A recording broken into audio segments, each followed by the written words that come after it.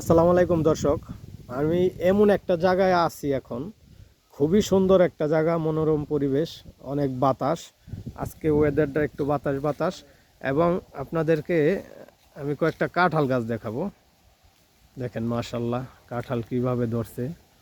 এই জায়গায় সারি সারি অনেকগুলি কাঁঠাল গাছ আছে।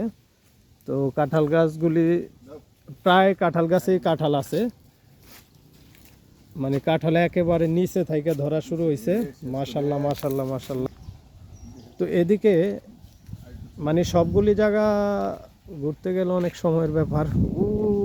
ওই যে দেখেন ওদিক দিয়ে লাইন ধরে কাঁঠাল গাছ, মানে এই এই এরিয়াটা পুরোটা রাউন্ড করতে চাইছিল কাঁঠাল গাছ দিয়ে, কিন্তু মাঝে ঘর আছে ওই জায়গায় পাশে।